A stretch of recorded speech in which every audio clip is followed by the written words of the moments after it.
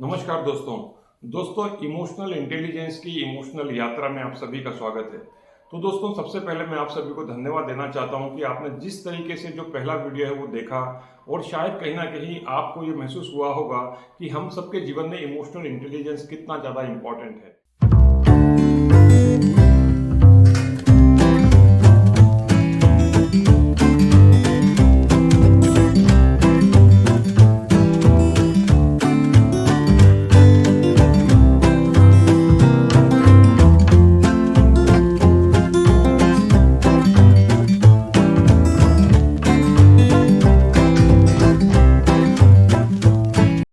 दोस्तों इसीलिए जो पेप्सी को कंपनी है वहां पर जब ये पता लगाया गया कि जो लीडर्स हैं सक्सेसफुल लीडर्स उनके अंदर यदि ईक्यू का लेवल हाई है तो वो सक्सेसफुल है और ईक्यू हाई होना बहुत ज्यादा कंट्रीब्यूट करता है किसी भी लीडर के सक्सेसफुल होने के लिए। दोस्तों अब यहाँ पर ये जो टेक्निक्स है इमोशनल इंटेलिजेंस की जो कि हम सबके जीवन में बहुत बहुत ज़्यादा इंपॉर्टेंट होती हैं उसके बारे में ये आज का वीडियो है। आगे बढ़ने से पहले चैनल को सब्सक्राइब कर लीजिए अगर आपने अभी तक नहीं किया है और इस वीडियो को अपने दोस्तों के साथ अपने जो टीम मेंबर्स हैं जो आपके उनके साथ फैमिली के साथ में जरूर शेयर कीजिए।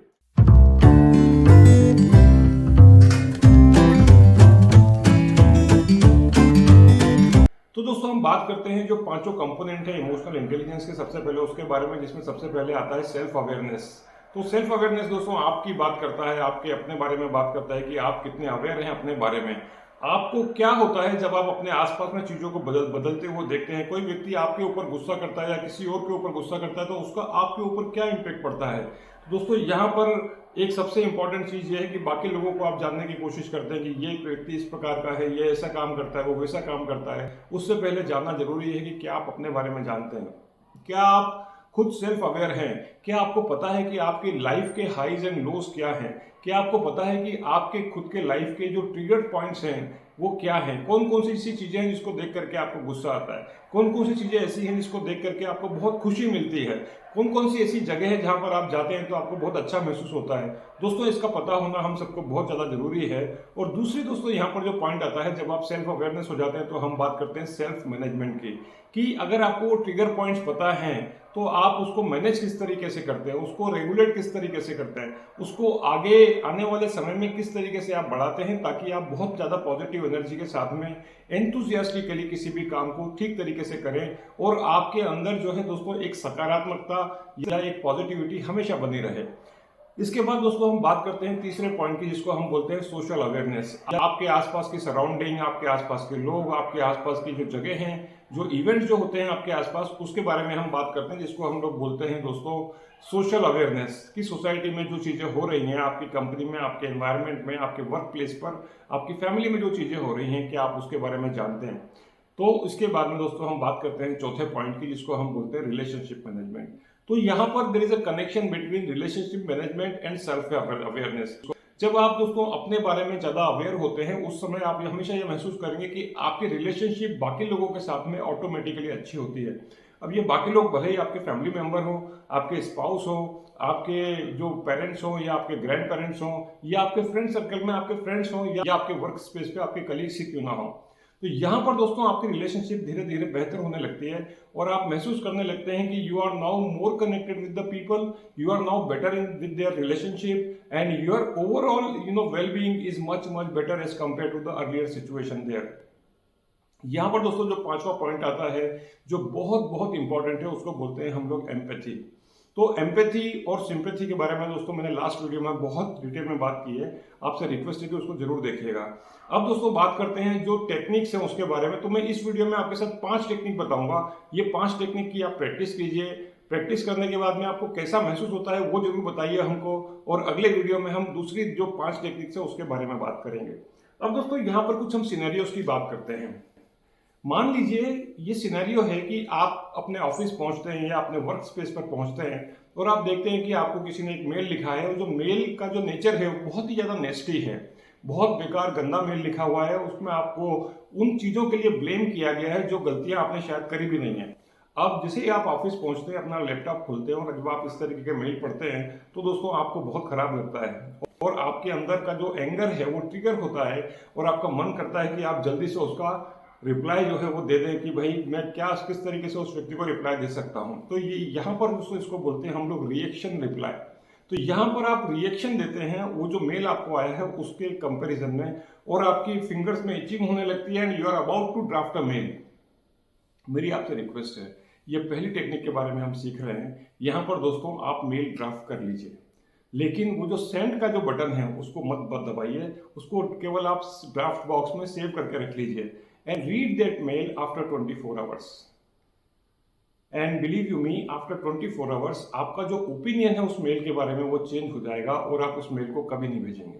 तो दोस्तों यहाँ पर हमेशा याद रखिए कि जो सेकेंड इंपॉर्टेंट चीज है कि never take permanent decisions for the temporary emotions. तो जब आपने लैपटॉप खोला, जब आपने देखा कि आपको मेल आया हुआ है, तो आपके इमोशंस ट्रिगर हुए और ये इमोशंस कहलाते हैं टेम्परेरी इमोशंस। तो दोस्तों यहाँ पर आप इसको ध्यान से लिख लीजिए कहीं पर, या याद रखिए कि never take permanent decision for the temporary emotion. ये दोस्तों बहुत इंपॉर्टेंट है समझना हमेशा। दूसरा जो टेक्निक है उसके बारे में हम बात करते हैं कि आपके साथ में लाइफ में हमेशा कुछ हाईज होते हैं और कुछ लोज होते हैं। अब ये हाईज और लोज क्या होते हैं दोस्तों? हाईज इमोशंस की जब हम बात करते हैं, जब आप बहुत ज्यादा खुश होते हैं, जब आप बहुत ज्यादा हैप्पीनेस आपको फील होती है और आपको लगता है कि I am at the 11th cloud, आपको लगता है कि आप सबसे ऊपर हैं और आप बहुत खुश हैं। That's the time where that is called the high time. And the low where you are very angry, बहुत फ्रस्ट्रेटेड हैं, बहुत डिसअपॉइंटेड हैं, बहुत दुखी हैं, बहुत परेशान से हैं, उसको बोलते हैं लो। दोस्तों इसको याद रखिए, इसको हम बोलते हैं हाई और लो, इसको बोलते हैं हाई लो हाई लो। दोस्तों जब आप इस तरीके के इमोशन में होते हैं, जब आपके इमोशन बहुत हाई होते हैं या जो इमोशन है आपके बहुत लो होते हैं, refrain yourself to make any decision. अपने आप को इसी स्थिति से अलग कर लीजिए, कभी भी कोई डिसीजन लेने की गलती ना करें। दोस्तों हमेशा याद रखिए कि हाई और लो के समय लिए गए सारे के सारे डिसीजन मोस्टली गलत होते हैं और आपको उसके बारे में बाद में रिग्रेट होता है। तो दोस्तों ये था technique number 2। Now we will discuss about the technique number 3। सबसे इंपॉर्टेंट चीज दोस्तों जो मैंने अपने वर्कशॉप में भी शेयर करी है कि टेक्निक नंबर 3 है कि सुबह उठना है आपको एक शांत जगह ढूंढनी है। अगर आप 6 बजे उठते हैं तो आप पौने 6 बजे उठिए, अगर आप पौने 6 बजे उठते हैं तो आप 5:30 बजे उठिए।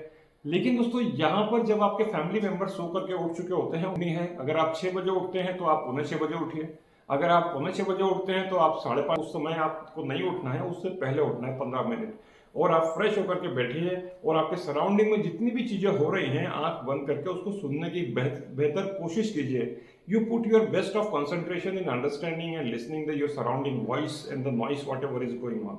तो दोस्तों जब आप उसको सुनने की कोशिश करते हैं तो आपको धीरे धीरे महसूस होने लगेगा कि आपको बहुत सारी ऐसी चीजें जो हो सकती हैं उसकी अनुभूति होने लगेगी। ये बहुत ज्यादा इंपॉर्टेंट है दोस्तों सेल्फ अवेयरनेस को इंक्रीज करने के लिए। तो ये थी टेक्निक नंबर 3। अब दोस्तों हम बात करते हैं टेक्निक नंबर 4 की। अब ये जो टेक्निक नंबर 4 है ये दोस्तों ये आपके जीवन में बहुत ज्यादा मददगार साबित हो सकती है कि anything which is done more than 2 time bye anyone is becoming unwritten agreement.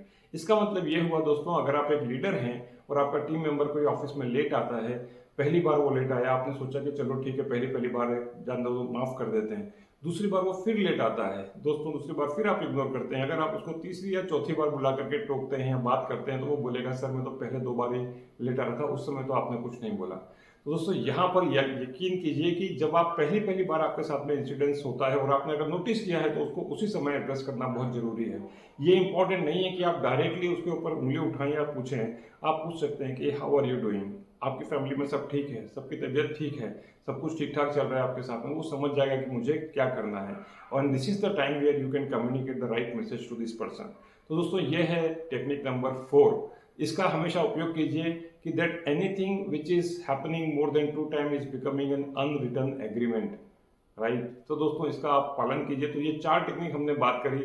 अब दोस्तों यहाँ पर 5वीं टेक्निक की हम बात करते हैं। तो इमोशनल इंटेलिजेंस में जो 5वीं टेक्निक है दोस्तों ये बहुत मददगार साबित हो सकती है।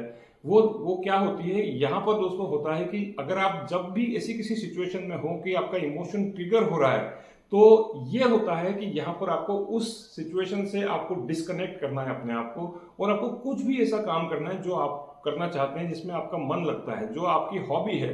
कुछ लोगों को गिटार बजाने का शौक है तो वो गिटार बजा सकते हैं, कुछ लोगों को किताब पढ़ने का शौक है तो आप अपनी फेवरेट बुक के जो 2-3 पेजेस हैं वो पढ़ लीजिए। You can go for a nature walk even for that matter. अगर आपको लगता है आप वॉक पे चले जाइए, रनिंग पे चले जाइए, जिम चले जाइए, योगा करने लगिए।